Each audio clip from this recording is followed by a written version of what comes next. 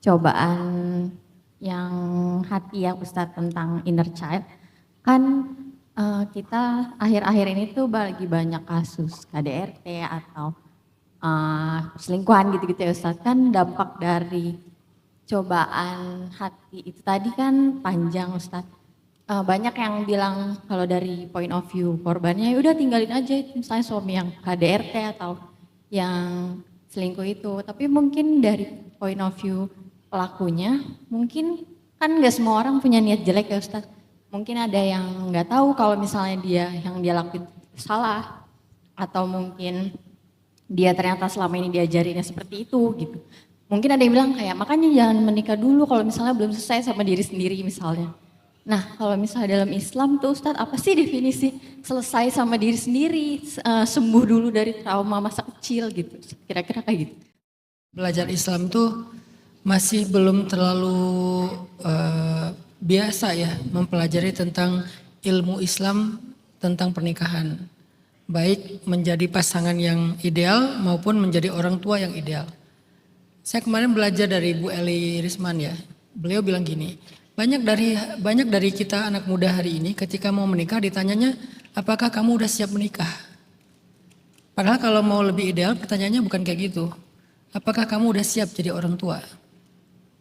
Apakah kamu udah siap jadi ibu? Apakah kamu udah siap jadi ayah? Karena kalau untuk menikah doang banyak orang yang siap dong. Karena itu hanya tentang kebutuhan biologis mungkin, hanya tentang masalah emosional mungkin, tapi bukan kesiapan dia secara mature, secara kedewasaan, secara kapasitas. Sehingga pertanyaannya bukan tentang kamu udah siap nikah belum, tapi kamu udah siap nggak jadi ayah dan ibu. Karena itu biasanya nggak lama kok. Setahun 2 tahun menikah akan dikaruniai keturunan, udah siap belum? Jangan sampai nanti anak-anak kita lahir dari orang tua yang bahkan belum siap menjadi orang tua. Makanya di dalam Islam ilmu tentang pernikahan itu bukan semata-mata tentang ta'aruf, bukan semata-mata tentang pacaran setelah nikah, itu kan gimmick-gimmick yang bikin kita bergairah aja kan. Tapi hakikatnya belajar tentang tanggung jawab, belajar tentang sifat ra'fah, gak tegaan, belajar tentang rahmah, bukankah ayatnya tentang mawaddah warahmah? Dan kalau dibedah mawaddah warahmah ini panjang banget, bukan cinta. Mawaddah itu bukan cinta. Di dalam Al-Quran tidak ada ayat tentang cinta dalam hubungan pernikahan, ya ada kasih dan sayang. Bukan cinta. Cinta itu hub, syauq. Tapi Al-Quran tidak membahas hub dan syauq dalam pernikahan. Membahasnya apa? Sakinah, mawaddah, warahmah. Sakinah itu tentang kebutuhan laki-laki. Mawaddah itu adalah kebutuhan mereka berdua. Dan juga rahmah. Mawaddah warahmah itu kasih dan sayang, bukan cinta. Karena modal cinta doang belum siap untuk menikah. Kalau dia belum mengerti tentang fikih berkasih sayang, tanggung jawab kasih sayang, perhatian, mengalah, dewasa, gak tega. Ra'fah itu hakikatnya gak tega banget.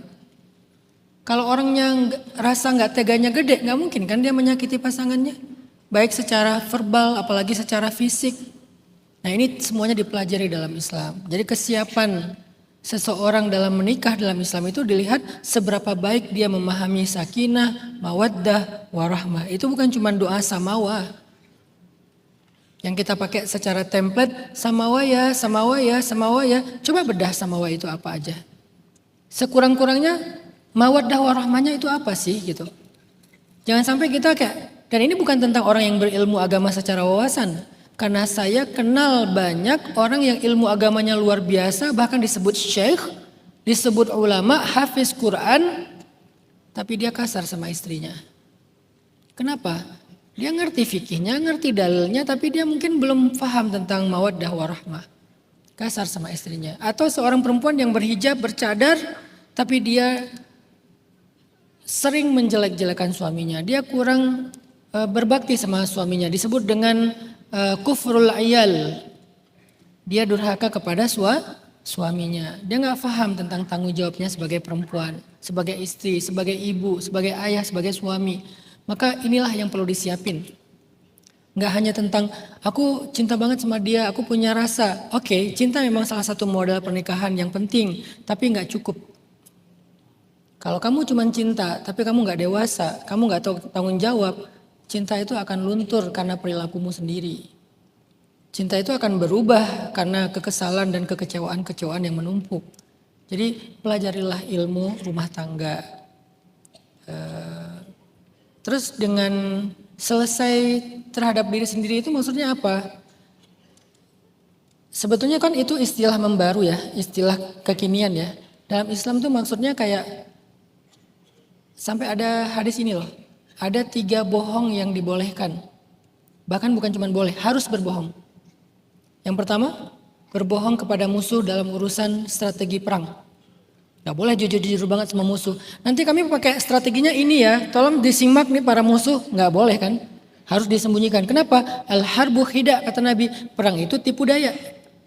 Jadi menipu musuh dalam peperangan emang kayak gitu. Hakikat dari peperangan itu tipu daya, khida. Yang kedua, berbohong untuk mendamaikan 2 orang yang saling menyakiti di antara muslim. Yang satu bawa golok, ngejar-ngejar yang satunya lari di depan kita. Terus ditanya sama yang bawa golok, kamu ngeliat orang gak di depan kamu tadi lari? Di situ kita boleh bohong. Enggak kok, dari tadi aku berdiri sini gak ngeliat siapa-siapa. Demi apa? Supaya mereka tidak saling menyakiti, islah di antara mereka. Teman kalian ngomongin temennya di depan kalian. Teman kalian ngomongin teman. Gimana sih? Teman kalian ngomongin teman kalian. Oh ya, Ica sama Putri. Putri ngomongin Ica di depan kalian. Besoknya kalian ketemu sama Ica. Ica nanya gini, gimana sih Putri ngomongin aku ya? Kalian boleh bilang, enggak kok dia gak ngomongin kamu, kita ngomong biasa aja. Demi apa? Demi mendamaikan mereka. Jangan jujur di situ. Aku kan orangnya gak pernah bohong ya.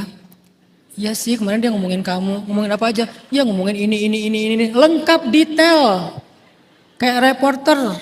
Dicatat pointersnya semuanya lengkap. Jadi aku udah sampein semuanya ya, jadi kita nggak ada rahasia ya. Enggak, kalian tuh harus merahasiakan. Kalau enggak, kalian terjebak dalam namimah, namam, tanpa sengaja.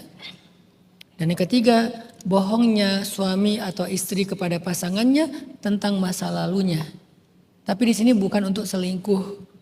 Misalnya reuni. Terus ada yang ngelihat kita tuh beda pandangannya. Ditanya sama pasangan kita, itu siapa sih cowok itu ngelihat kamu beda banget? Ya teman SMA, tapi ngeliat kamu kayak beda, kalian punya masa lalu ya? Enggak lah, cuma mungkin dia kayak udah heran aja aku banyak berubah, mungkin udah gendut mungkin udah cabi mungkin, gitu-gituin aja candain. Yang bilang, oh iya soalnya kita dulu sempat pacaran sih gak lama cuma 15 tahun. Enggak, jangan jujur di situ. Dengan niat bukan untuk berkhianat atau selingkuh, tapi memang niatnya pengen selesai aja, gak usah dibahas lagi, lupakan aja.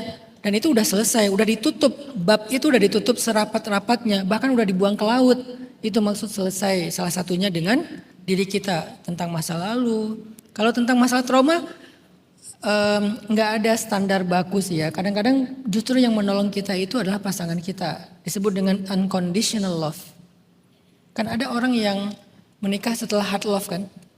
Dia lagi hancur berkemping-kemping, ketemu seseorang yang baik banget, diterima apa adanya, lalu disembuhkan.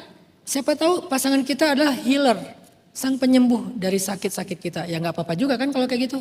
Jadi gak harus kayak, aku udah sehat, aku pengen nikah. Gak harus juga. Kadang ada yang nikah karena sakit. Kadang ada nikah karena terluka. Selama dia pasangannya ridho dengan keadaannya ya gak apa-apa juga. Tetapi jangan pernah kita berpikir untuk menyakiti pasangan kita karena luka-luka masa lalu kita. Jangan jadi excuse.